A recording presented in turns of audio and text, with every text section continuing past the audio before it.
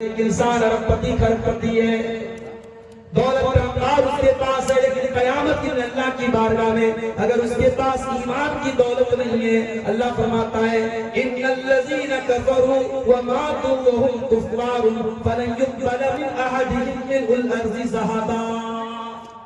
اگر تم کفر کی حالت میں دنیا سے چلے گئے، اگر ایمان کے بغیر دنیا سے چلے گئے، زمین پر کے سونا بھی اگر تم لے کر کے آ جاؤ گے، اللہ کی بارگاہ میں زمین پر کے سونا بھی قبول نہیں کیا جائے گا، کیونکہ تمہارے پاس سونا تو ہے، دولت تو ہے، مگر تمہارے پاس ایمان کی دولت نہیں ہے۔ ایمان کی دولت بڑی قیمتی چیز ہے، یہ وہ دولت ہے۔ بلال تپتی ریت پہ رہے، سینے پر گرم پتھر رکھا، امیہ بن خلف سینے پر گرم پتھر رکھ کر کے عرب کی تپتی ہوئی صحرا میں ریت پر لٹا کر کے بلال سے کہتا ہے بلال محمد کا دین چھوڑ دے، اسلام چھوڑ دے۔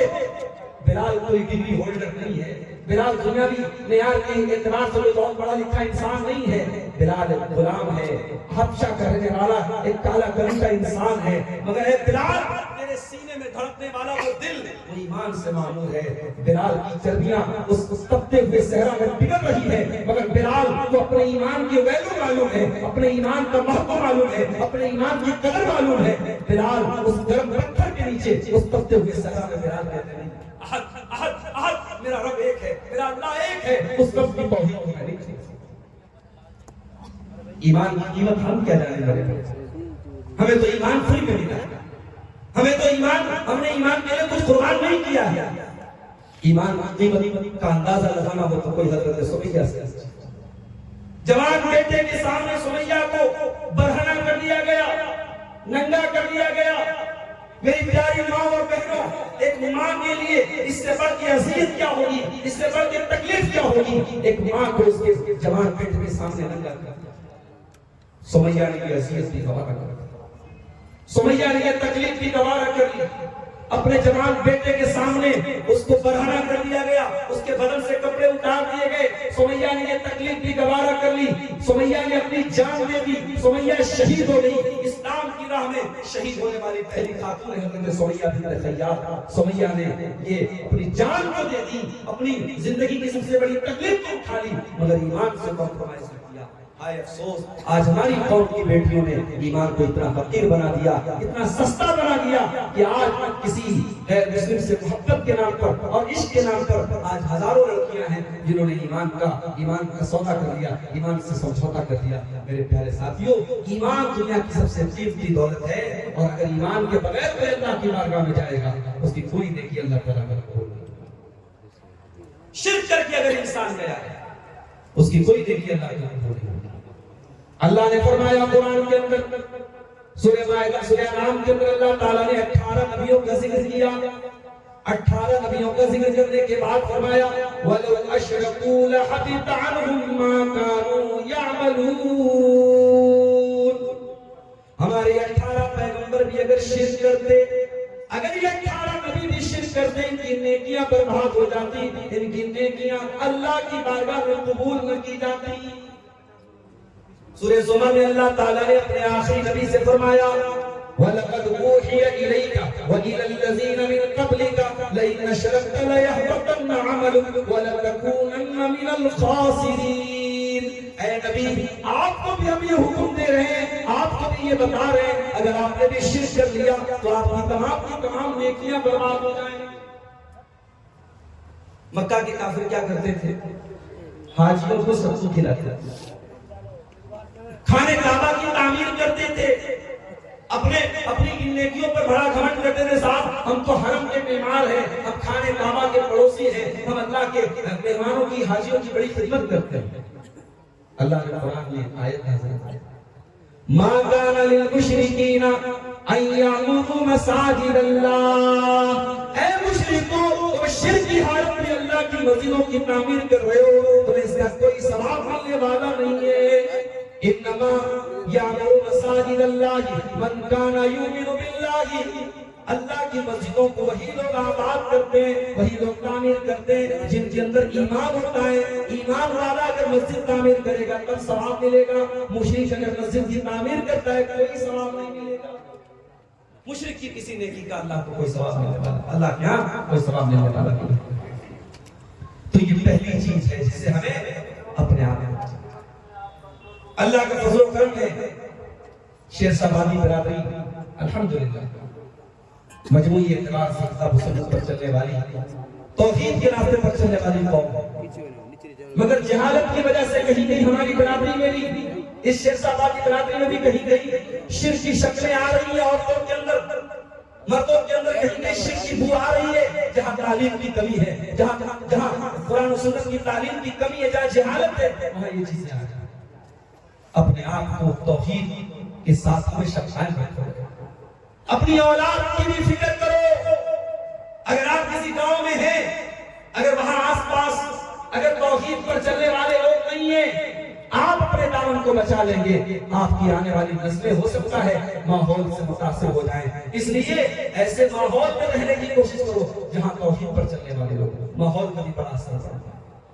اپنی آنے والی نسلوں کی بھی فکر کرنی چاہیے۔ کوئی یہ نہ سوچے کہ صاحب ہم بڑے پکے قرآن و سنت پر چلنے والے ہیں، ہمارا عقیدہ بڑا مضبوط ہے، ہماری توحید بڑی مضبوط ہے، ہمیں کوئی نہیں بگاڑ سکتا۔ اپنی اولاد کی بھی فکر کیا کرو۔ حضرت ابراہیم علیہ السلام اللہ کی بارگاہ میں دعا کر کہتے ہیں وَجُنُبْنِي وَبَنِيَّ أَن نَّعْبُدَ الْأَصْنَامَ، اے اللہ تم مجھے اور میری اولاد کو شرک سے بچانا، بت پرستی سے بچانا۔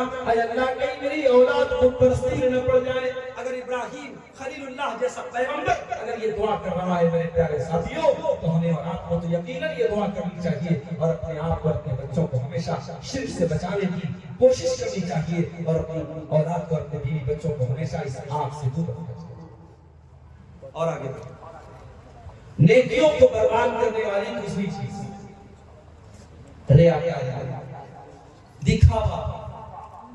آپ نے نیکی کی، نیکی کرنے کے بعد آپ کا مقصد کیا ہے، آپ کا ٹارگٹ کیا ہے؟ پبلک کو خوش کرنا ہے، عوام کو خوش کرنا ہے، دنیا والوں کو راضی کرنا ہے یا اللہ کو راضی کرنا ہے؟ اگر آپ کا مقصد لوگوں کو راضی کرنا ہے، بڑی سے بڑی نیکی کر لیں آپ، بڑی سے بڑی عبادت کر لیں آپ۔ اگر آپ کے مقصد میں اللہ کو راضی کرنے کے بجائے لوگوں کو راضی کرنا ہے، میرے پیارے ساتھیوں، کوئی عبادت ہمارے منہ کے اوپر مار دی جائے گی۔ اسلام میں کلمہ پڑھنے کے بعد اور توحید کے اقرار کرنے کے بعد سب سے بڑی عبادت نماز ہے، مگر قرآن کہتا ہے، اللہ فرماتا ہے فَوَيْلٌ لِّلْمُصَلِّينَ الَّذِينَ هُمْ عَنْ صَلَاتِهِمْ سَاهُونَ الَّذِينَ هُمْ يُرَاءُونَ وَيَمْنَعُونَ الْمَاعُونَ۔ اے نبی آپ یہ پیغام سنا دیجئے، بربادی ہے، جہنم ہے، ویل ہے ان نماز پڑھنے والوں کے لیے جو نماز کی اہمیت سے غافل ہیں، جو نماز کو پڑھتے ہیں مگر ریاکاری کرتے، دکھاوا کرتے۔ نیکی کا مقصد دکھاوا نہیں ہونا چاہیے۔ اگر آپ دان دے رہے ہیں، چندہ دے رہے ہیں، اگر مقصد یہ ہے اللہ راضی ہو تو بہت اچھی بات ہے۔ اگر مقصد یہ ہے کہ لوگوں کو پتہ چلے اور لوگ ہم سے راضی ہو جائیں تو میرے بھائیوں آپ کا چندہ خطرے میں ہے، آپ کا دان خطرے میں۔ یا ایھا الذین آمنوا لا تبطلوا صدقاتکم بالمن والأذى كالذی ينفق مالہ رئاء الناس ولا یؤمن باللہ والیوم الآخر۔ اے ایمان والو، جب تم صدقہ خیرات دیا کرو تو احسان جتا کر کے نہ دیا کرو، سامنے والے کو تکلیف دے کر کے نہ دیا کرو۔ اے ایمان والو، ان لوگوں کی طرح نہ ہو جانا جو ریاکاری کر کے چندہ دیتے ہیں، جو ریاکاری کر کے صدقہ خیرات کرتے ہیں۔ ان کی مثال کیا ہے؟ فرمایا فَمَثَلُهُ كَمَثَلِ صَفْوَانٍ عَلَيْهِ تُرَابٌ فَأَصَابَهُ وَابِلٌ فَتَرَكَهُ صَلْدًا۔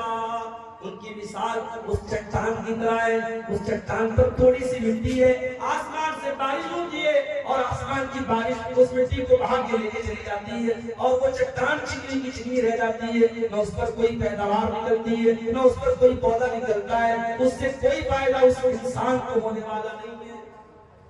جس طریقے سے چٹان کے اوپر بارش ہوتی ہے اور ساری مٹی بہہ جاتی ہے، ریاکاری کی ہلکی سی بوچھار میرے پیارے ساتھیوں ہمارے نیکیوں کو برباد کر دیتی ہے۔ اسی لیے اللہ کے نبی نے اپنی امت کو خبردار کیا، آپ نے فرمایا مسند احمد کی صحیح روایت ہے ان اخف ما اخاف علیکم الشرک الاصغر، اے میرے صحابہ اے میری امت کے لوگوں، مجھے سب سے زیادہ اگر ڈر ہے کسی بات کا تو اس بات کا ڈر ہے کہیں تو ریاکاری میں، کہیں تو شرک اصغر میں تم چھوٹے والے شرک میں پڑ جاؤ۔ صحابہ نے کہا اللہ کے نبی شرک اصغر کیا ہے؟ آپ نے فرمایا ریاکاری، دکھاوا، ریاکاری، شو آف کرنا، یہ سب سے یہ چھوٹا والا شرک ہے اور یہ سب سے زیادہ اس کا خطرہ مجھے اپنی امت میں۔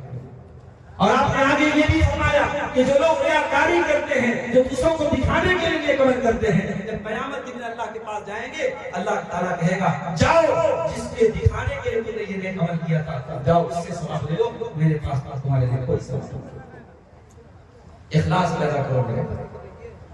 تاریخ گواہ ہے اخلاص پر جس کام کی بنیاد رکھی گئی اللہ نے بڑی برکت دی۔ کتنے مدرسے ہیں، کتنے ادارے ہیں، ان کی تاریخ اٹھاؤ، کسی چھوٹے سے کمرے سے، کسی پیڑ سے، کسی جھاڑی سے اس ادارے کی شروعات ہوئی اور آج ہزاروں ایکڑ میں اور ایک لمبے چوڑے جو ہے رقبے پر مشتمل ہے وہ ادارہ، آج اتنی برکت اس ادارے میں ہوئی۔ آپ تاریخ اٹھا کے دیکھیں، اس کے جو بانی ہیں، اس کے جو مؤسسین ہیں، اس کے جو فاؤنڈرز ہیں، ان کے اخلاص کی برکت تھی کہ آج ان کا ادارہ دن دنیا چوک چکا ہے۔ جس کام کی بنیاد اخلاص پر ہوگی اللہ اس کا برکت دے۔ مگر آج افسوس کی بات کی ہے، سوشل میڈیا کا دور ہے، سوشل میڈیا کے دور ہے، ہر چیز میں گلیمر ہے، ہر چیز میں چمک چمک ہے۔ اب انسان نیکی بھی کرتا ہے تو کیمرے کے سامنے کرتا ہے، کیمرے کے سامنے۔ بعض لوگوں کو دیکھا حج کرنے گئے تو صاحب کو کھانے کعبہ کا گلاف پکڑ کے رو رہے ہیں اور بالکل بہترین کیمرہ ان کے ایک ایک رونے کو، ان کے ایک آنسو کو کور کر رہا ہے۔ اب نہ حج بچا، نہ عمرہ بچا، نہ تہجد بچی، نہ انسان کا رونا بچا، اب تو کیمرہ سب ریکارڈ کر رہا ہے۔ یہ وہ دور ہے، اس لیے اپنی نیکیوں کی حفاظت کرنا ہے تو ریاکاری سے بچو، اخلاص اپنے اندر کرو۔ قرآن کریم کون کی اس وقت پارہ اٹھائیے، اللہ فرماتا ہے وَيُطْعِمُونَ الطَّعَامَ عَلَىٰ حُبِّهِ مِسْكِينًا وَيَتِيمًا وَأَسِيرًا۔ اللہ کے نیک بندے غریبوں کو کھانا کھلاتے ہیں، یتیموں کو کھانا کھلاتے ہیں، قیدیوں کو کھانا کھلاتے ہیں۔ اور جب وہ غریبوں کو کھانا کھلاتے ہیں تو فوٹو نہیں لیتے، ویڈیو نہیں بناتے، پرچار نہیں کرتے، اخبار نہیں ڈالتے، بلکہ صاف صاف کہتے ہیں انما نطعمکم لوجہ اللہ لا نرید منکم جزاء ولا شکورا۔ ہم تو تمہیں اللہ کو راضی کرنے کے لیے کھانا کھلا رہے ہیں، ہمیں تم سے کوئی شکریہ نہیں چاہیے، ہمیں تم سے کوئی بدلہ نہیں چاہیے۔ انا نخاف من ربنا یوما عبوسا قمطریرا۔ ہمیں تو قیامت کے دن کا ڈر ہے، ہمیں تو اللہ کے عذاب کا ڈر ہے، اس لیے ہم تم کو کھانا کھلا رہے ہیں۔ تو نیکی کی بنیاد اخلاص پر ہونی چاہیے۔ ریاکاری اگر ہے تو ہماری نیکیوں کے بہت بڑا خطرہ ہے۔ اللہ کے رسول کے ایک نواسے کے بیٹے تھے حضرت علی بن حسین، آپ کے نواسے حضرت حسین کے بیٹے تھے، جو حضرت حسین کربلا میں شہید ہوئے تھے، ان کے بیٹے تھے علی بن حسین۔ ان کا جب انتقال ہوا تو علامہ ابن کثیر نے نقل کیا ہے کہ ان کی پیٹھ پر بورے کے موٹے موٹے نشانات تھے۔ تو جب ان کو غسل دیا جانے لگا تو غسل دینے والے حیران رہ گئے کہ یہ کوئی مزدوری کا کام نہیں کرتے تھے، کوئی محنت اور جفاکشی کا کام نہیں کرتے تھے، ان کی پیٹھ پر یہ بورے کے موٹے موٹے نشان کیوں پڑے؟ تو اس مدینہ کے کچھ غریب پریواروں نے کہا کہ آج ہمیں پتا چل رہا ہے کہ یہ حضرت علی بن حسین کی پیٹھ پر یہ نشانات کیسے ہیں۔ کہا مہینے کی پہلی تاریخ آتی تھی، ہر مہینے کی پہلی تاریخ ہمارے گھر کے دروازے پر کوئی اللہ کا بندہ مہینے بھر کے راشن کو ایک بوری میں بھر کر کے لاد کر کے ہمارے گھر میں لا کر دیا کرتا تھا۔ صبح ہوتی تھی ہمیں مہینے بھر کا راشن مل جایا کرتا تھا، ہمیں معلوم نہیں وہ راشن لانے والا کون تھا، وہ اپنے کندھے پر وہ راشن کی بوری لا کر کے لانے والا کون تھا۔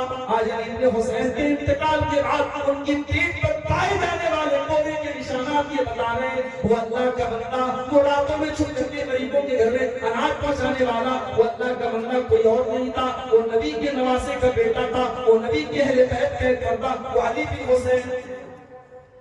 یہ اللہ والے اور آج بھی دنیا میں ایسے لوگ ہیں۔ سردیوں کے موسم میں کچھ اللہ کے بندے ایسے بھی ہیں، اپنی کار سے نکلتے ہیں کمبل لے کر کے، غریبوں کے محلے میں جاتے ہیں، کوئی فٹ پاتھ پر لیٹا ہے، سردی میں ٹھٹور رہا ہے، کوئی ریلوے اسٹیشن پر، کوئی بس اسٹاپ پر لیٹا ہوا ہے، دھیرے سے گئے اس کو کمبل اڑا دیا.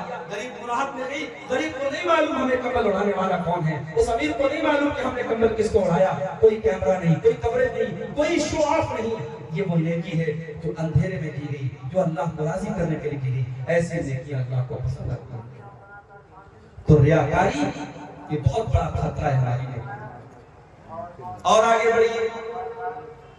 تیسری چیز، نیکیوں کو برباد کر دینے والی، نیکیوں کو نشٹ کر دینے والی تیسری چیز بدعت.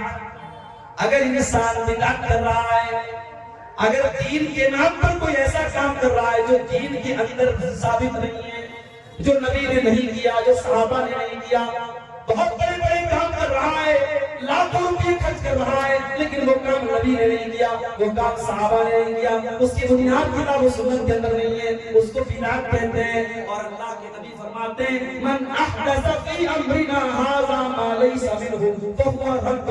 جس نے ہمارے دین کے اندر کوئی ایسا کام نکالا جو جس کام کا ہم نے حکم نہیں دیا تھا، جس کے اوپر ہمارا سگنیچر نہیں ہے، جس کے اوپر ہماری اتھارٹی نہیں ہے، جس کو ہم نے اتھورائز نہیں کیا ہے، وہ کام مردود ہے. اس کام کے کرنے والے کو ثواب نہیں عذاب ملے گا. امام مالک سے ایک آدمی نے مسئلہ پوچھا، امام صاحب میں عمرہ کرنا چاہتا ہوں، میں احرام کہاں سے لاؤں؟ مدینہ کی بات ہے. امام مالک نے کہا کہ ایک کام کرو، تم ذوالحلیفہ سے احرام باندھو جہاں سے اللہ کے نبی نے احرام باندھا. مدینہ سے کچھ کلومیٹر کی دوری پر ایک جگہ ہے ذوالحلیفہ. موجودہ وقت میں اس کا نام ابیار علی ہے، اور آج بھی جو لوگ مدینہ سے عمرہ کرنے جاتے ہیں تو وہیں پر باقاعدہ ایک مسجد بنی ہے اور وہیں پہ احرام وغیرہ باندھ کر کے نماز ادا کرتے ہیں. اللہ کے پیارے نبی صلی اللہ علیہ وسلم نے وہیں سے احرام باندھا. امام مالک نے کہا کہ تمہیں احرام باندھنا ہے، مدینہ سے جا رہے ہو تو وہیں سے ذوالحلیفہ سے تم احرام باندھو. اس آدمی نے کہا میں کچھ نیا کرنا چاہتا ہوں. امام صاحب میں چاہتا ہوں کہ میں اللہ کے رسول کی قبر کے پاس سے احرام باندھوں. امام مالک کا جواب سنیے گا میرے بھائی. امام مالک نے کہا انی اخاف علیک فتنۃ، اے میرے بھائی مجھے ڈر ہے کہیں تم کسی فتنے میں نہ پڑ جائے. کہ امام صاحب کیسی بات کر رہے ہیں؟ انما ازید علی ذلک امیال. آپ کہہ رہے ہیں کہ میں ذوالحلیفہ سے احرام باندھوں اور میں کہہ رہا ہوں کہ میں نبی کی مسجد سے اور نبی کی قبر سے احرام باندھوں. امام صاحب میں کون سا گناہ کرنے جا رہا ہوں؟ میرے تو کچھ کلومیٹر بڑھ رہے ہیں، کچھ میل بڑھ رہے ہیں. ظاہر ہے اگر ایک انسان مدینہ سے احرام باندھ کے جاتا ہے اور ایک انسان مدینہ سے کچھ کلومیٹر 20-30 کلومیٹر کی دوری سے احرام باندھتا ہے تو جو مدینہ سے احرام باندھ کے جا رہا ہے اس کے کلومیٹر بڑھ گئے. تو اس نے کہا کہ امام صاحب میرے کلومیٹر تو بڑھ گئے، مجھے بہت زیادہ ثواب ملنا چاہیے. امام مالک نے جواب دیا نہیں میرے بھائی، تجھے زیادہ ثواب تو نہیں ملے گا. ہاں اس بات کا ڈر ہے کہ کہیں تو فتنے میں نہ پڑ جائے، اس لیے کہ جب اللہ کے نبی نے ذوالحلیفہ سے احرام باندھا اور اللہ کے نبی کو یہ نہیں سمجھ میں آیا کہ میں اپنی مسجد سے احرام باندھوں تو وہ کون سا نیکی کا کام ہے جو تیرے نبی کو سمجھ میں نہیں آیا اور تجھ کو سمجھ میں آ گیا. اس کے بعد امام مالک نے سورہ نور کی آیت پڑھی فَلْيَحْذَرِ الَّذِينَ يُخَالِفُونَ عَنْ أَمْرِهِ أَن تُصِيبَهُمْ فِتْنَةٌ. جو لوگ اللہ کے رسول کے حکم کی خلاف ورزی کرتے ہیں، ڈر ہے اس بات کا کہ کہیں ان کے اوپر کوئی فتنہ نہ آ جائے، کوئی پریشانی نہ آ جائے، کوئی عذاب نہ آ جائے. بدعت بڑی خطرناک چیز ہے. جہاں بدعت آتی ہے علماء نے لکھا ہے، محدثین نے لکھا ہے، جب بدعت آتی ہے تو وہاں کوئی نہ کوئی سنت ختم ہوتا ہے. آپ دیکھ لیجیے جہاں جہاں بدعتیں آئی ہیں، اذان کے پہلے درود پڑھنے کی بدعت آئی، اذان کے بعد درود پڑھنے کی بدعت آئی. میت کو دفنانے کے بعد قبر پہ کھڑے ہو کے اذان دینے کی بدعت جہاں شروع ہوئی، میت کے دفنانے کے بعد میت کے لیے دعا کرنے کی جو سنت ہے وہ ختم ہو گئی. نماز کے بعد، فرض نماز کے بعد اجتماعی دعا کرنے کی بدعت جہاں آئی، فرض نماز کے بعد جو اللہ کے پیارے نبی اذکار پڑھتے تھے، جو دعائیں پڑھتے تھے، ان کو چھوڑنے کی ان کو سنت کو چھوڑ دیا. جہاں بدعت آ رہی ہے وہاں کوئی نہ کوئی سنت جاتا ہے. اور یہ کان کھول کر کے سن لو، کوئی بدعت حسنہ نہیں، کوئی بدعت اچھی نہیں ہوتی، دین کے اندر اچھی اور کوئی بدعت نہیں ہے، دین کے اندر صرف بدعت ہے، دین کے اندر یا تو سنت ہے یا بدعت ہے، بدعت کا اپوزٹ سنت ہے اور سنت کا اپوزٹ بدعت ہے، کوئی اچھی اور کوئی بدعت نہیں۔ مرنے والا مر گیا، تیسرے دن آپ کھانا پکوا رہے۔ میرے نانا کا انتقال ہوا، میں گیا اپنے نانا کے یہاں، انتقال کے اگلے دن بیٹھا ہوں، ساتھ بریانی کی تیاری ہو رہی ہے، مسالہ پیسا جا رہا ہے، پیاز کاٹی جا رہی ہے۔ میں نے ماموں لوگوں سے کہا کہ آپ لوگوں کو شرم نہیں آتی؟ کل آپ کے باپ کا انتقال ہوا اور آج آپ بیٹھ کر کے دعوت کا انتظام کر رہے ہیں۔ کہا بھانجے یہ ہمارے باپ دادا کی رسم ہے، ہمیں احساس ہو رہا ہے، ہم غلط کر رہے ہیں مگر ہم نہیں کریں گے، سماج کو نہیں کیا دکھائیں گے۔ آج اتنی بدعات ہے جن کو باپ دادا کا نام اور ان کے رسم و رواج کا نام لے کر کے سماج میں جاری رکھا۔ اس لیے اللہ کے نبی اس بدعت کو اتنا خطرناک سمجھتے تھے، اپنے ہر خطبے میں اور تقریر میں اللہ کے نبی فرمایا کرتے تھے وَشَرَّ الْأُمُورِ مُحْدَثَاتُهَا وَكُلُّ مُحْدَثَةٍ بِدْعَةٌ وَكُلُّ بِدْعَةٍ ضَلَالَةٌ وَكُلُّ ضَلَالَةٍ فِي النَّارِ۔ دین کے اندر نیا نکالا گیا کام سب سے برا ہے اور ہر نیا نکالا گیا کام بدعت ہے اور ہر بدعت گمراہی ہے اور ہر گمراہی جہنم کی طرف لے کر کے جاتی ہے۔ اس لیے بدعت سے اپنے آپ کو بچاؤ۔ بدعت کرنے والوں کا انجام کیا ہوگا؟ قرآن کا 30واں پارہ سورہ غاشیہ جو جمعہ کی نماز میں دوسری رکعت میں آپ سنتے ہوں گے امام صاحب سے، هل اتاك حديث الغاشية هل اتاك حديث الغاشية وجوه يومئذ خاشعة عاملة ناصبة تصلى نارا حامية۔ اللہ فرماتا ہے قیامت کے دن کچھ ایسے لوگ آئیں گے جو بڑے ڈرے ہوئے ہوں گے، بڑے سہمے ہوئے ہوں گے، عاملة ناصبة جو بڑا عمل کر کے آئے ہوں گے، عمل کر کر کے تھک چکے ہوں گے، اتنی نمازیں پڑھی ہوں گی، اتنے روزے رکھے ہوں گے، اتنی انہوں نے عبادتیں کی ہوں گی کہ تھک چکے ہوں گے، تصلا نارا حامیہ، لیکن وہ بھڑکتی ہوئی آگ میں ڈالے جائیں گے، وہ جہنم میں ڈالے جائیں گے۔ کیوں؟ کیونکہ وہ عمل تو کر کے آئے ہیں مگر اس عمل کے اوپر جناب محمد رسول اللہ کی مہر نہیں ہے، اس کے اوپر قرآن و حدیث کی مہر نہیں ہے۔ تو بدعت بڑی خطرناک ہے، دعا کیجیے اللہ ہم سب کو بدعتوں سے محفوظ رکھے۔ اگلی چیز نمبر 4، ہماری نیکیوں کو برباد کرنے والی چوتھی چیز نماز کے معاملے میں لاپرواہی۔ یہ مت سمجھو کہ نماز نہیں پڑھ رہے تو صرف نماز چھوڑنے کا گناہ پڑ رہا ہے، نہیں، اگر نماز نہیں پڑھ رہے ہو تو اور بھی نیکیوں کے برباد ہونے کا ڈر ہے۔ دلیل یہ حدیث پاک ہے، اللہ کے پیارے نبی صلی اللہ علیہ وسلم فرماتے ہیں، ترمذی کی صحیح روایت ہے، ان اول ما يحاسب به العبد یوم القیامت صلاته، قیامت کے دن بندے سے سب سے پہلا حساب اس کی نماز کے بارے میں کیا جائے گا۔ اچھا، مسلم شریف کی ایک حدیث میں ہے کہ قیامت کے دن سب سے پہلے لوگوں کے خون کا فیصلہ ہوگا، سب سے پہلے لوگوں کے خون کا فیصلہ ہوگا، اور یہاں کیا ہو رہا ہے؟ یہاں اللہ کے نبی کیا فرما رہے ہیں کہ سب سے پہلا سوال نماز کے بارے میں ہوگا۔ تو بظاہر ایسا لگ رہا ہے دونوں حدیث آپس میں ٹکرا رہی ہے، ٹکرا نہیں رہی ہے۔ بندوں کے حقوق میں سب سے پہلے خون کا حساب ہوگا اور اللہ کے حقوق میں سب سے پہلے نماز کا حساب ہوگا۔ تو قیامت کے دن سب سے پہلا سوال نماز کے بارے میں ہوگا، اور آگے اللہ کے نبی فرماتے ہیں فَإِن صَلُحَتْ فَقَدْ أَفْلَحَ وَأَنجَحَ، اگر نماز صحیح ہے تو بندہ کامیاب ہو جائے گا، وَإِن فَسَدَتْ، اور اگر نماز کا معاملہ خراب ہے، اگر نماز کے معاملے میں لاپرواہی ہے، فَقَدْ خَابَ وَخَسِرَ، تو انسان ناکام ہو جائے گا۔ بڑے افسوس کے ساتھ کہنا پڑتا ہے آج نماز کا معاملہ بہت خراب ہے۔ مسجدیں آج ایران میں کوئی گاؤں ایسا نہیں جہاں نے مسجدیں نہ بنا لی ہو، لیکن شاعر کہتا ہے مسجد تو بنا لی شفق ایمان کی حرارت والوں نے، من اپنا پرانا پاپی تھا برسوں میں نمازی بن نہ سکا۔ ہم اتنے بڑے کاروباری ہو گئے، ہم اتنے بڑے بزنس مین ہو گئے، دکان پہ بیٹھے ہوئے اور حی علی الصلاۃ کی آواز آ رہی ہے اور ہماری دکان بدستور جاری ہے، ہمارا کاروبار جاری ہے، ہم کسٹمر کو نہیں چھوڑ سکتے، نماز کو چھوڑ سکتے ہیں۔ میرے پیارے ساتھیوں، جاؤ آج بھی سعودی عرب کی سرزمین پر وہ منظر آپ دیکھ لو کہ عصر کی اذان ہو رہی ہے، بالکل کاروبار کے پیک کا ٹائم ہے، بالکل لوگوں کی بزنس کے پیک کا ٹائم ہے، عصر کی اذان ہو رہی ہے، فوراً شٹر گر جاتے ہیں، فوراً دکانیں بند ہو جاتی ہیں اور لکھ دیا جاتا ہے کلوز، دکان بند ہو گئی، اب نماز کے بعد آئیے گا۔ میرے پیارے ساتھیوں، اپنے کاروبار سے کہہ دو کہ نماز کا ٹائم ہے، نماز سے مت کہو کہ میرے کاروبار کا ٹائم ہے۔ اللہ فرماتا ہے حقیقت میں مرد کہلانے کے لائق وہ ہے، رجال لا تلہیہم تجارۃ ولا بیع عن ذکر اللہ واقام الصلاۃ۔ حقیقت میں مرد کہلانے کے لائق وہ لوگ ہیں جن کا کاروبار ان کو نماز سے غافل نہیں کرتا، جن کی تجارت ان کو نماز سے غافل نہیں کرتی۔ اگر مرد ہو، اگر حقیقت میں مرد بننا چاہتے ہو تو میرے بھائیوں، قرآن کے مطابق مرد وہ ہے جس کا کاروبار اس کو نماز سے غافل نہیں کرتا۔ کاروبار کرو، اللہ اور برکت دے۔ حاجی پور کا علاقہ پورے کٹیہار میں بڑا مشہور علاقہ ہے کہ یہ مسلمانوں کی اور خاص طور سے شیر سوادی برادری کا ایک مضبوط گڑھ ہے، مضبوط علاقہ ہے، ماشاءاللہ خوشحال ہو گئے، اللہ آپ کے کاروبار میں مزید برکت دے دے۔ لیکن میرے بھائیوں، آپ یہ قرآن کی آیت ہمیشہ اس کو اپنی تھیم بنا لو، اس کو اپنے زندگی کا ایک حصہ بنا لو۔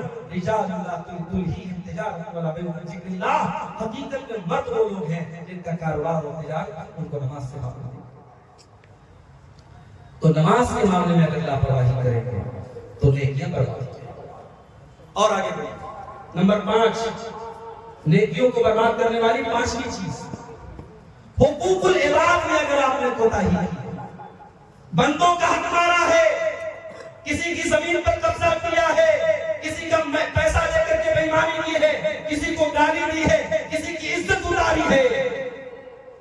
ہندوستان سے آپ حج کرنے جاتے ہیں، ایئرپورٹ پر یا وہاں جانے کے بعد آپ کرنسی چینج کر لیتے ہیں، انڈین کرنسی کو آپ سعودی عرب کی جو ریال ہے اس میں چینج کر دیتے۔ کیوں؟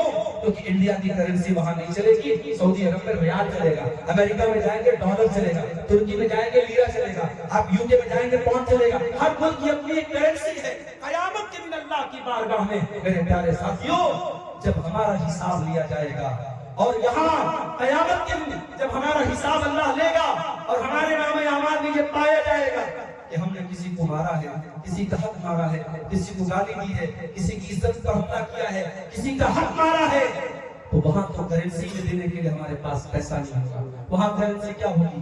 اللہ کے نبی فرماتے ہیں فَيُعْطَى هَذَا مِنْ حَسَنَاتِهِ وَهَذَا مِنْ حَسَنَاتِهِ۔ ہماری نمازیں اس کو دے دی جائیں گی، ہمارا صدقہ خیرات اس کو دے دیا جائے گا، ہمارا حج عمرہ اس کو دے دیا جائے گا۔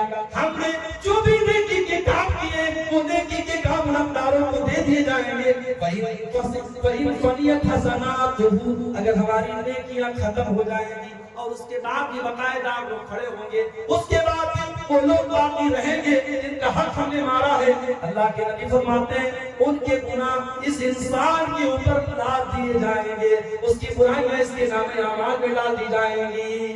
اللہ دنیا سے نیکی لے کے گیا تھا، دنیا سے نماز لے کے گیا تھا، دنیا سے حج لے کے گیا تھا، اور انجام کیا ہو رہا ہے؟ حقوق العباد کے معاملے میں لاپرواہی کرنے کا، کہ دوسروں کے گناہ اس کے اوپر لاد دیے جائیں گے اور تو یہاں سے نار، اور اس کے بعد اس کو جہنم میں پھینک دیا جائے گا۔ یہ سنت کا سب سے قریب آدمی، سب سے کلاش آدمی ہوگا۔ اس لیے میرے بھائیوں، حقوق العباد کے بارے میں اللہ سے ڈرو، حقوق العباد کے بارے میں اللہ سے ڈرو۔ قیامت کے دن ہمیں سب کا حساب دینا پڑے گا۔ اللہ کے نبی فرماتے ہیں لَتُؤَدُّنَّ الْحُقُوقَ إِلَىٰ أَهْلِهَا يَوْمَ الْقِيَامَةِ، قیامت کے دن ہر حقدار کو اس کا حق ہمیں دینا پڑے گا۔ حَتَّى يُقَادَ لِلشَّاةِ الْجَلْحَاءِ مِنَ الشَّاةِ الْقَرْنَاءِ، یہاں تک کہ اگر سینگ والی بکری نے بغیر سینگ والی بکری پر ظلم و ستم کیا ہے تو اس بکری کو بھی قصاص دلایا جائے گا۔ میرے بھائیوں، کیوں کسی کے ساتھ بے ایمانی کرتے ہو؟ کیوں کسی کا حق مارتے ہو؟ سب ٹھاٹ پڑا رہ جائے گا جب رات چلے گا بن جانا۔ نہ زمین لے کے دنیا سے جانا ہے، نہ جائیداد لے کے دنیا سے جانا ہے، نہ بینک بیلنس لے کے دنیا سے جانا ہے۔ ایک نہ ایک دن مر جانا ہے، اور کب مرنا ہے کوئی ٹھکانا نہیں۔ کورونا کی وبا آئی، ہم نے اپنی آنکھوں سے دیکھا کتنے نوجوان ہیں جو ہمارے سامنے چلے گئے۔ کینسر کی بیماری آئی، 20-22 سال کا نوجوان ہمارے بنارس میں، ہمارا بڑا جاننے والا قریبی، ہمارا جاننے والا بالکل 20-22 سال کا نوجوان اور ینگ لڑکا کینسر کی، بلڈ کینسر کی بیماری میں مبتلا ہوتا ہے، اور 1 مہینے کے اندر اللہ کو پیارا ہو جاتا ہے۔ ہم نہیں جانتے میرے بھائیوں کب کون سی بیماری ہماری موت کا ہتھیار لے کے آئے، کب کون سی وبا اللہ کو ہمیں اللہ کے پاس لے کے چلی جائے۔ اس لیے میرے بھائیوں، حقوق العباد کے معاملے میں لاپرواہی مت کرو۔ دو. اگر کسی کا حق مارا ہے, اگر کسی کے ساتھ زیادتی کی ہے, اس سے جا کے معافی مانگ لو, اس کا حق دے دو, اس سے پہلے کہ قیامت کے دن ہمیں اپنی نیکیوں کو داؤ پہ لگانا پڑے. میرے پیارے بھائیوں, حقوق العباد کے معاملے کی لاپرواہی ہماری نیکی کو برباد. اور آگے بڑھیے, ایک اور چیز ہے جو ہماری نیکیوں کو برباد کر دے گی قیامت کے دن, اور وہ چیز ہے اکیلے میں کیے جانے والے گناہ, تنہائی میں کیے جانے والے گناہ, بند کمرے میں کیے جانے والے گناہ ہماری نیکیوں کو برباد کر دیں گے. موبائل کا دور ہے, موبائل کا دور ہے, اسمارٹ فون کا دور ہے, انٹرنیٹ کا دور ہے.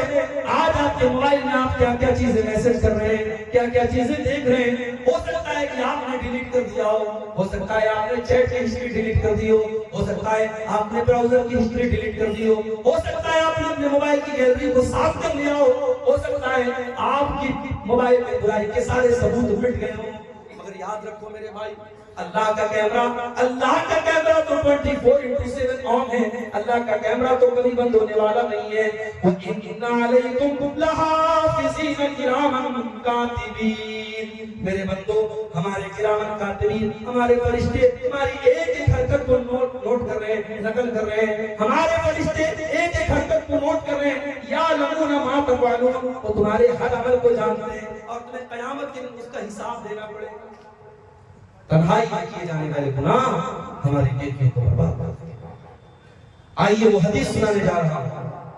یہ حدیث جب اللہ کے نبی نے سنائی تھی تو حضرت ثوبان جو حدیث کے راوی ہیں وہ ڈر گئے تھے اور انہوں نے اللہ کے نبی سے پوچھا تھا کہ اللہ کے نبی وہ کون بد نصیب لوگ ہوں گے, ذرا کھل کے بتائیں. اللہ کے پیارے نبی فرماتے ہیں, ابن ماجہ کی صحیح روایت ہے, لَأَعْلَمَنَّ أَقْوَامًا مِّنْ أُمَّتِي يَأْتُونَ يَوْمَ الْقِيَامَةِ بِحَسَنَاتٍ أَمْثَالَ جِبَالِ تِهَامَةَ بِيضًا. میں اپنی امت کے ایسے لوگوں کو جانتا ہوں جو قیامت کے پہاڑوں کے برابر نیکیاں لے کر کے آئیں گے. فَيَجْعَلُ اللَّهُ عَزَّ وَجَلَّ هَبَاءً مَّنثُورًا. اللہ تعالیٰ ان کی نیکیوں کو ہوا میں اڑا کر کے ختم کر دے گا. حضرت صفوان نے کہا, سبہم لنا وجلہم لنا یا رسول اللہ اللہ نکون منہم. اے اللہ کے نبی, تھوڑا کلیئر کر کے بتا دیجئے, تھوڑا کھول کر کے بتا دیجئے تاکہ ہم ان پر نصیبوں میں سے نہ ہو جائیں. آپ نے فرمایا, اے ثوبان, وہ تمہارے بھائی ہوں گے, وہ تمہاری نسل سے ہوں گے, وہ بھی مسلمان ہوں گے, وہ تمہاری طرح نماز پڑھیں گے, وہ تمہاری طرح عبادت کریں گے. وَلَكِنَّهُمْ إِذَا خَلَوْا بِمَحَارِمِ اللَّهِ انتهكوها. بس ایک بات کا فرق ہوگا کہ جب وہ تنہائی میں ہوں گے, جب وہ اکیلے میں ہوں گے, تو وہاں وہ ناجائز کام کریں گے, وہاں وہ حرام کام کریں گے. ان کی تنہائی گناہوں سے بھری ہوگی. اور آج موبائل نے وہ کام بڑا آسان کر دیا ہے. یہ موبائل نے یہ کام بڑا آسان کر دیا ہے. رات کا ٹائم ہے, بند کمرہ ہے, آپ ہیں اور آپ کا موبائل اور انٹرنیٹ ہے. کون سی طاقت ہے جو آپ کو گندگیوں سے روک سکتی ہے؟ کون سی طاقت ہے جو آپ کو برائیوں سے روک سکتی ہے؟ بس ایک ہی طاقت ہے, اللہ کا ڈر. اسی لیے اللہ تعالیٰ سورہ مائدہ میں فرماتا ہے اپنے نبی کے صحابہ سے, یا ایھا الذین آمنوا لیبلونکم اللہ بشیء من الصید تنالوا ایدیکم ورماحکم. اے میرے نبی کے صحابہ, جب تم احرام کی حالت میں جاتے ہو اور حالت احرام میں تمہیں شکار کرنے سے منع کر دیا گیا ہے, اے میرے نبی کے صحابہ, جب تم حالت احرام میں سفر کے لیے نکلتے ہو, تمہارے سامنے سے جنگل کے جانور جا رہے ہیں, شکار کے جانور جا رہے ہیں, جن کا شکار کرنے کی تمہیں عادت ہے, جن کا شکار کر کے تم اپنا روزی روٹی چلاتے ہو, لیکن آج احرام کی حالت میں تم شکار نہیں کر سکتے ہو. اے میرے نبی کے صحابہ, اللہ تعالیٰ نے تم کو منع کیا ہے, تم احرام کی حالت میں شکار نہیں کر سکتے, حالانکہ تمہاری آنکھوں کے سامنے سے وہ جانور گزر رہے ہیں. یہ امتحان کیوں لے رہے ہیں ہم؟ لِيَعْلَمَ اللَّهُ مَن يَخَافُهُ بِالْغَيْبِ. اللہ تعالیٰ یہ دیکھنا چاہتا ہے کہ کون اللہ سے ڈرنے والا ہے, کون بغیر دیکھے اللہ سے ڈرتا ہے, کون ہے جو بغیر دیکھے اللہ سے ڈرتا ہے. اللہ امتحان لینا چاہتا ہے. آج موبائل بھی ہمارے امتحان کا ایک سامان ہو گیا. بڑی اچھی چیز بھی ہے. پہلے علماء چلتے تھے, سفر میں کتابیں لے کے چلتے تھے, نوٹس لے کے چلتے تھے.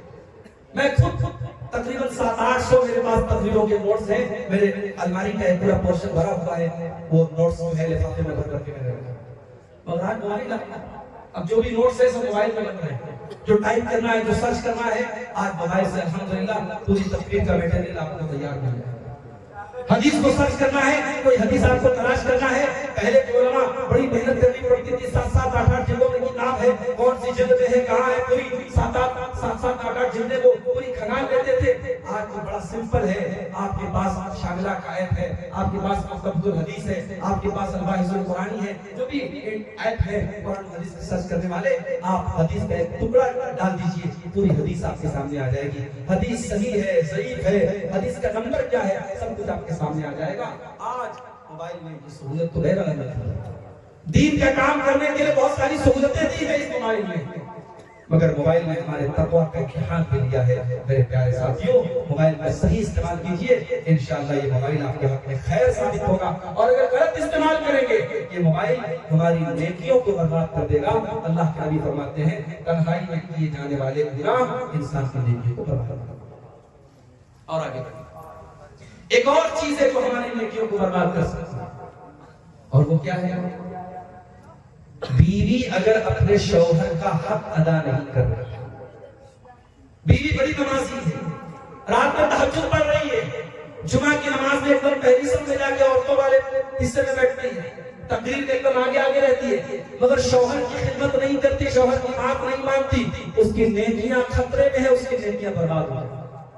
اللہ کے نبی فرماتے ہیں ثلاثۃ لا يقبل اللہ صلاتهم، 3 لوگ ایسے جن کی نماز اللہ تعالیٰ قبول نہیں کرتا ہے، ولا تصعد الى السماء، ان کی نماز آسمان کے اوپر نہیں جاتی ہے، ولا تجاوز رؤوسهم، ان کی نماز ان کے سر کے اوپر بھی نہیں جاتی ہے۔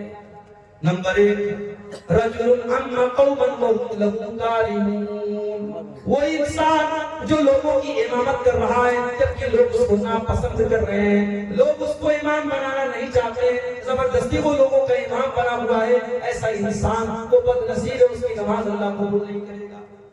نمبر 2 وَرَجُلٌ صَلَّى عَلَى جَنَازَةٍ وَلَمْ يُؤْمَرْ، وہ انسان جس نے کسی کے جنازے کی نماز پڑھائی جبکہ لوگوں نے اس کو حکم نہیں دیا ہے، وہ بغیر حکم کے اور بغیر مشورے کے جنازے کی نماز پڑھا رہا ہے۔ اور نمبر 3 وَامْرَأَةٌ دَعَاهَا زَوْجُهَا إِلَى فِرَاشِهِ، اور وہ عورت جس کا شوہر اپنی ضرورت پوری کرنے کے لیے اسے بلا رہا ہے اور وہ بغیر کسی مجبوری کے اپنے شوہر کی بات نہیں مان رہی ہے، اس عورت کی نماز بھی اللہ تعالیٰ قبول نہیں کرے گا۔ بہت خطرناک بات، میاں بیوی کا رشتہ صرف رشتہ نہیں ہے، میاں بیوی ایک دوسرے کے لیے اللہ نے کہا قرآن میں لباس میں، بہت ساری برائیوں سے شوہر بیوی کو بچاتا ہے، بیوی شوہر کو بچاتی ہے۔ اگر دونوں ایک دوسرے کی ضرورت کا خیال نہیں رکھیں گے مرد کے قدم بہک سکتے ہیں، عورت کے قدم بہک سکتے ہیں۔ اس لیے اگر کوئی عورت اپنے شوہر کا حق ادا نہیں کر رہی ہے، اس بات کا ڈر ہے اس کی نیکیاں برباد ہو جائیں گی، اس کی نماز کو۔ اسی طریقے سے میری پیاری ماں اور بہنوں، جو عورت خوشبو لگا کر کے گھر سے باہر نکلتی ہے، جلسے میں جانے کے لیے نہیں، مارکیٹ میں جانے کے لیے نہیں، مسجد میں نماز پڑھنے کے لیے جاتی ہے خوشبو لگا کر کے، اللہ کے نبی فرماتے ہیں لا يقبل اللہ صلاۃ امرأۃ، اللہ تعالیٰ اس عورت کی نماز کو قبول نہیں کرتا ہے تطیب لہذا المسجد، جو مسجد میں خوشبو لگا کر کے آتی ہے، جو مسجد میں خوشبو لگا کر کے آتی ہے، اس عورت کی نماز اللہ تعالیٰ قبول نہیں کرتا ہے حتی ترجع، جب تک کہ وہ عورت واپس نہ چلی جائے، وتغسل غسل الجنابہ، اور وہ غسل نہ کر لے جو جنابت میں کیا جاتا ہے، جو ناپاکی کے عالم میں کیا جاتا ہے، جب تک وہ ایسا غسل نہ کر لے اور اپنے بدن سے خوشبو کا اثر ختم نہ کر لے، تب تک اس عورت کی نماز قبول نہیں۔ میری ماں اور بہنوں، جب مسجد میں نماز پڑھنے کے لیے عورت کو خوشبو لگا کے جانے کی اجازت نہیں ہے، تو جلسے میں، پروگرام میں، رشتہ داریوں میں اور اسی طریقے سے پارٹیوں میں اور شاپنگ کرنے کے لیے اور بازاروں میں ایک عورت سج کر کے، سنور کر کے، میک اپ کر کے، خوشبودار جو ہے چیزیں لگا کر کے اور ٹرانسپیرنٹ کپڑے پہن کر کے اگر نکلتی ہے تو سوچو اس کا انجام کیا ہوگا۔ اسی لیے اللہ کے نبی نے فرمایا کہ جو عورت خوشبو لگا کر کے مردوں کے پاس سے گزرتی ہے وہی قضا و قضا، ایسی عورت بدچلن ہے، ایسی عورت زانیہ ہے۔ اللہ ہماری ماں بہنوں کی حفاظت کرے۔ خوشبو لگا کر کے عورت کا نکلنا یہ بھی عورت کی نیکیوں کو برباد کرتا ہے۔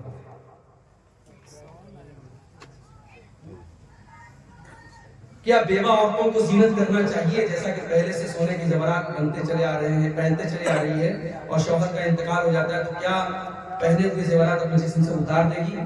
دیکھیے اب شیخ بیٹھے ہوئے ہیں، شیخ ماشاءاللہ آپ کے ہم سب کے حضور عالم ہیں، شیخ کی موجودگی میں شیخ کی اجازت سے میں بات بتا رہا ہوں، اگر غلطی ہوئی تو شیخ رہنمائی کریں گے۔ اس عمل کی بیوہ عورت جو عدت گزارتی ہے، اس عمل کو شریعت میں احداث کہا ہے۔ احداث کا مطلب ہوتا ہے زینت نہ کرنا، تو عورت اس 4 مہینہ 10 دن کے پیریڈ میں زینت نہیں کرے گی۔ اب اس میں جو زینت وہ آلریڈی کرتی ہے وہ بھی شامل ہے، اور جو ڈیلی کے روٹین میں شامل ہے، خوشبو لگانا اور سجنا سنورنا، کاجل لگانا، میک اپ کرنا، زیورات پہننا، یہ ساری چیزیں اس میں شامل ہیں۔ تو عورت ایک دم سمپل طریقے سے رہے گی، احداث کے لفظ کا تقاضا یہی ہے، واللہ اعلم۔ جو اس زیورات وغیرہ سونے کے پہنتے ہیں چونکہ وہ بھی زینت میں سے ہے، تو یہ عدت کے دوران اس کو نہیں پہننا چاہیے، واللہ اعلم۔ تو میں عرض یہ کر رہا تھا کہ خوشبو لگا کر کے عورت کا نکلنا یہ اس کی نماز کے لیے خطرناک ہے۔ اور آگے ایک اور چیز ہے جو ہماری نیکیوں کو برباد کرتی ہے، اور وہ کیا ہے؟ قرض۔ قرض کسی سے قرض لینا، کسی سے لون لینا۔ بھئی قرض تو ہماری ضرورت ہے نا، قرض تو ہم لیتے ہیں دنیا میں، مگر اللہ کے نبی قرض سے پناہ مانگتے ہیں۔ اللہ کے رسول نماز میں دعا کرتے تھے، اللہم انی اعوذ بک من المعصم والمغرم، اے اللہ میں تیری پناہ چاہتا ہوں گناہوں سے اور قرض سے۔ جب انسان قرض لیتا ہے تو جھوٹ بولتا ہے، وعدہ خلافی کرتا ہے، زبان کا پکا نہیں ہوتا ہے۔ قرض انسان بہت مجبوری میں لیتا ہے، لے سکتا ہے، حرام نہیں ہے، مگر زندگی میں اگر قرض لیا ہے تو اس کو چکا کے جاؤ۔ اللہ کے نبی فرماتے ہیں یغفر للشہید، جو اللہ کے راستے میں شہید ہو جائے اس کے سارے گناہ معاف ہو جائیں گے، علت ہے مگر قرض معاف نہیں ہوگا۔ اللہ کے راہ میں شہید ہو گیا، جان چلی گئی اس کی، سارے گناہ معاف ہو گئے، مگر قرضہ معاف نہیں ہوگا، قرضہ دینا پڑے گا اس کے وارثوں سے۔ یہاں باپ کا انتقال ہوتا ہے تو بیٹے بیٹھ کر کے بٹوارا کرتے ہیں، ابا کی زمین اور کھیت اور ماں کے زیورات کس کو ملے گے؟ بھائی صاحب کسی کے مرنے کے بعد شریعت کہتی ہے پہلا کام کیا کرنا ہے؟ اس کے کفن دفن کا انتظام اس کے ترکے میں سے کرنا ہے۔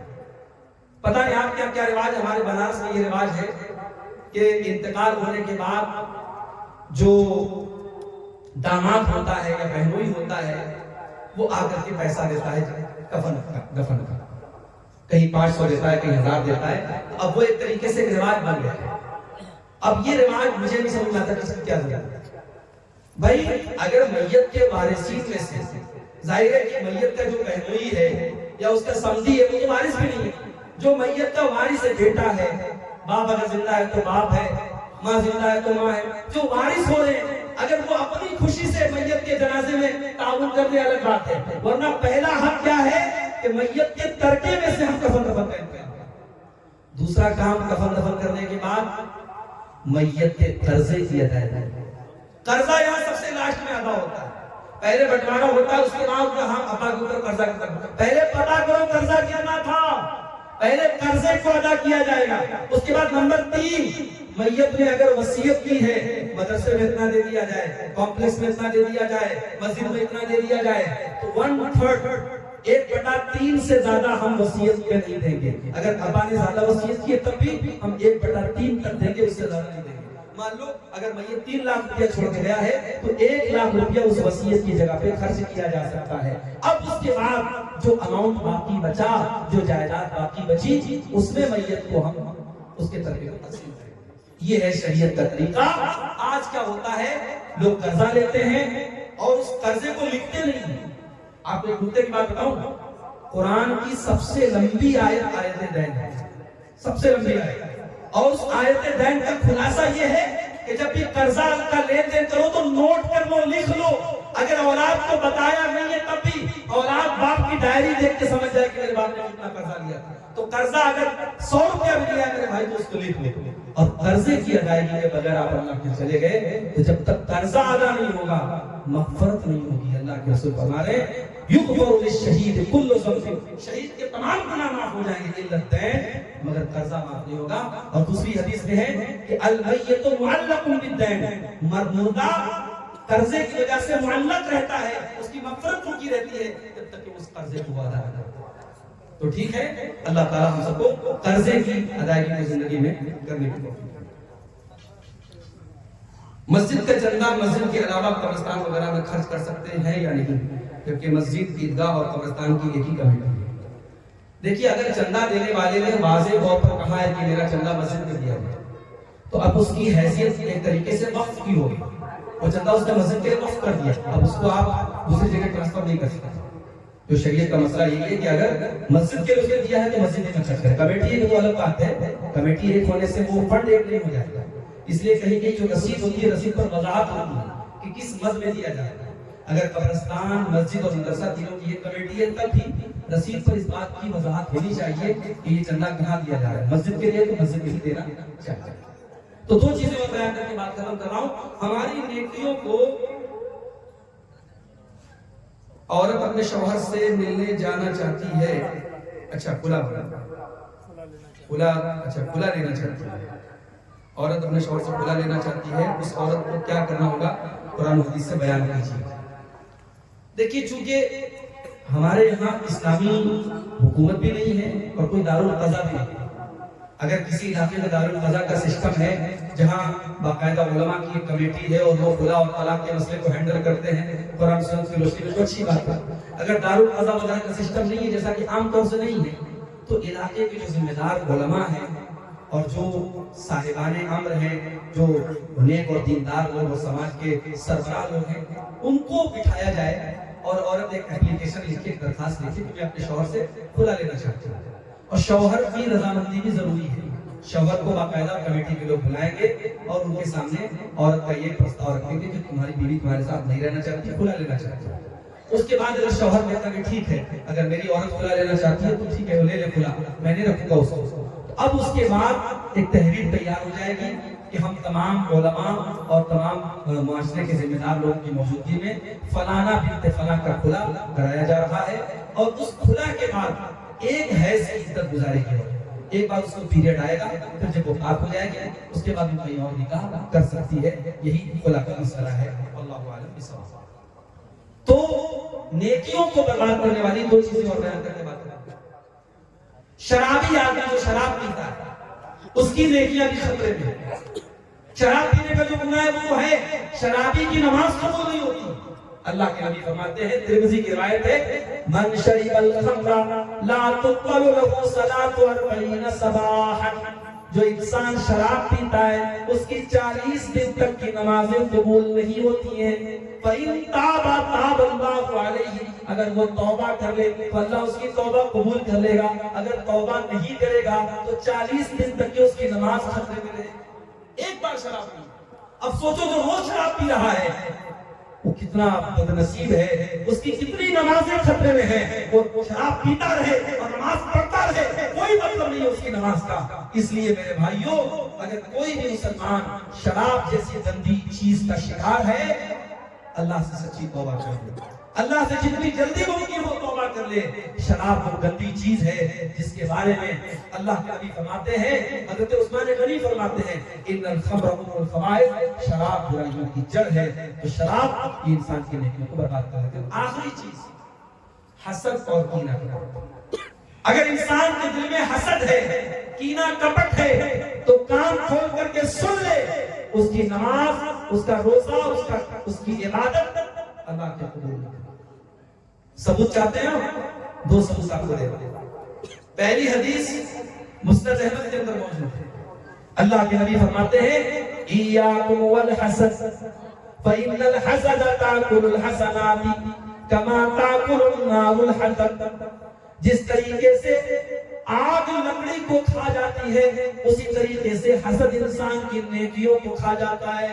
اس لیے اے میری امت کے لوگوں، تم حسد سے بچا کرو، حسد مت کیا۔ کوئی پیسہ کما رہا ہے اپنے مقدس سے، کوئی نام کما رہا ہے اپنے مقدس سے کما رہا ہے، کسی کو شہرت مل رہی ہے اپنی محنت سے مل رہی ہے۔ تم محنت کرو، تم اسٹرگل کرو، تم ایفرٹ کرو، تم کوشش کرو، کسی کا بچہ قرآن کا حافظ ہے، کسی کا بچہ عالم ہے، کوئی پیسہ کما رہا ہے، بھائی تم بھی اپنے بچے کو حافظ بناؤ، تم بھی اپنے بچے کو عالم بناؤ، تم بھی پیسہ کمانے کے لیے محنت کرو۔ اس کے مقدر کی روزی تم کو نہیں ملے گی، تمہارے مقدر کی روزی اس کو نہیں ملے گی۔ حسد، اور یہ حسد اتنی خطرناک چیز ہے، اللہ کے پیارے نبی فرماتے ہیں ہر سوموار کے دن اور ہر جمعرات کے دن اللہ رب العالمین مومن کو بخش دیتا ہے، جنت کے دروازے کھول دیے جاتے ہیں اور مومن کو بخش دیا جاتا ہے۔ اسی لیے اللہ کے پیارے نبی ہر سوموار کو اور جمعرات کو روزہ رکھا کرتے ہیں۔ ابھی پرسوں میں پاکڑ کل جمعہ کل میں پاکڑ گیا تھا، تو پاکڑ میں ہماری جماعت کے بڑے مستند عالم ہیں مولانا فیضی صاحب، فیضی صاحب، وہ بتانے لگے کہ سعودی عرب میں جو علماء ہیں سوموار کے دن عام طور سے آپ کو جو علماء ہیں وہ روزے کی حالت میں عام ہے۔ سعودی عرب میں حالانکہ بڑی دولت ہے، بڑی آسائش ہے، مگر اللہ کے رسول کی سنتوں کے معاملے میں بہت سینسٹیو ہے۔ ہر جمعرات کو اور ہر سوموار کو جو اللہ کے رسول روزہ رکھتے تھے، آج سعودی عرب کے جتنے علماء آپ کو ملیں گے 95% علماء وہ آپ کو ملیں گے کہ اس روزے کا اہتمام کرتے ہیں۔ ہمارے یہاں یہ نہیں ہوتا ہے، ہمارے اس معاملے میں بڑی لاپرواہی ہے۔ تو سوموار اور جمعرات کے دن اللہ کے نبی فرماتے ہیں جنت کے دروازے کھول دیے جاتے ہیں اور اللہ اپنے ہر اس بندے کی مغفرت کر دیتا ہے، لا یشرک باللہ، جو اللہ کے ساتھ شرک نہ کرے۔ اگر توحید پر ہے بندہ، اللہ مغفرت کر دیتا ہے سوموار کے دن اور جمعرات کے دن۔ لیکن دو لوگوں کو اللہ چھوڑ دیتا ہے، دو لوگوں کی بخشش نہیں ہوتی۔ کون دو لوگ؟ جن کے دل میں ایک دوسرے کے لیے کینہ ہو، جن کے دل میں ایک دوسرے کے لیے دشمنی ہو، حسد ہو، جلن ہو۔ اللہ فرشتوں سے کہتا ہے اندروا هذین حتی یصطلحا، اندروا هذین حتی یصطلحا، اے فرشتوں نظر رکھو ان دونوں، اگر یہ دونوں صلح کر لیتے ہیں، کینہ کپٹ دور کر لیتے ہیں، تو ان کی بھی مغفرت ہو جائے گی، ان کی بھی بخشش ہو جائے گی۔ اور اگر یہ آپس کا کینہ کپٹ دور نہیں کرتے ہیں تو ان کو پینڈنگ میں رکھو، ان کی مغفرت نہیں ہوگی۔ اتنی خطرناک چیز ہے کینہ اور کپٹ۔ میرے بھائیوں، دنیا ہے، کسی سے کوئی مسئلہ ہو سکتا ہے، کسی سے کوئی دشمنی کی بات ہو سکتی ہے، انسانی فطرت ہے، مگر دل میں حسد اور کینہ مت رکھو، دل کو صاف رکھو۔ ابراہیم علیہ السلام اللہ کی بارگاہ میں دعا کرتے ہیں کہ اے اللہ مجھے قیامت کے دن ذلیل مت کرنا، ولا تخزنی یوم یبعثون، اے اللہ تو قیامت کے دن مجھے رسوا نہ کرنا، یوم لا ینفع مال ولا بنون، قیامت کے دن نہ مال کام آئے گا نہ اولاد کام آئے گی، الا من اتى اللہ بقلب سلیم، قیامت کے دن وہی انسان کامیاب ہوگا جو صاف ستھرا دل لے کر کے آئے گا۔ اللہ سے دعا کرو اللہ تعالی ہمیں بھی اپنا دل صاف کرنے کا توفیق۔ کپڑا صاف ہے، جسم صاف ہے، مگر آج دلوں میں گندگی بھری ہے۔ اوپر سے انسان ہنس ہنس کے مل رہا ہے، مسافہ کر رہا ہے، دعائیں دے رہا ہے، اور اندر حسد اور جلن چھپا ہوا ہے۔ آج اس دور میں وہ کسی شاعر نے کہا ہے نا کہ دل ملے نہ ملے ہاتھ ملاتے رہیے، دل ملے نہ ملے ہاتھ ملاتے رہیے۔ آج دل نہیں ملا ہے، ہاتھ ملا ہے۔ دعا کرو اللہ ہمیں ایک دوسرے سے دل ملانے کی توفیق عطا فرمائے۔ یہ چند چیزیں میں نے آپ کے سامنے بیان کی جو ہماری نیکیوں کو برباد کر دیتی ہیں۔ ایک صاحب نے سوال کیا ہے کہ داڑھی رکھنا سنت ہے یا فرض ہے؟ دیکھیے، اللہ کے پیارے نبی صلی اللہ علیہ وسلم نے داڑھی رکھی، آپ کے چہرے پر بھرپور داڑھی تھی، اس اعتبار سے ہم بولیں گے کہ اللہ کے رسول کی سنت ہے داڑھی رکھنا۔ لیکن اب شریعت میں ہوتا ہے کہ ایک چیز ہوتی ہے فرض، ایک چیز ہوتی ہے سنت۔ فرض وہ ہے کہ کرنا ہی کرنا ہے، نہیں کریں گے تو گنہگار ہوں گے، اور سنت وہ چیز ہوتی ہے کہ کریں گے تو ثواب ملے گا، نہیں کریں گے تو اللہ تعالیٰ کی عذاب نہیں ہوگا۔ تو کیا داڑھی کا معاملہ ایسا ہے؟ داڑھی کا معاملہ ایسا نہیں ہے۔ اگر صرف اللہ کے رسول نے رکھا ہوتا تو اس کا معاملہ سنت ہوتا کہ اللہ کے نبی کی سنت ہے، مگر آپ نے رکھا بھی اور حکم بھی دیا ہے۔ آپ نے کیا فرمایا؟ وَاعْفُ اللَّحِيَ، داڑھی کو معاف کر دو، داڑھی کو چھوڑ دو، داڑھی کو لمبا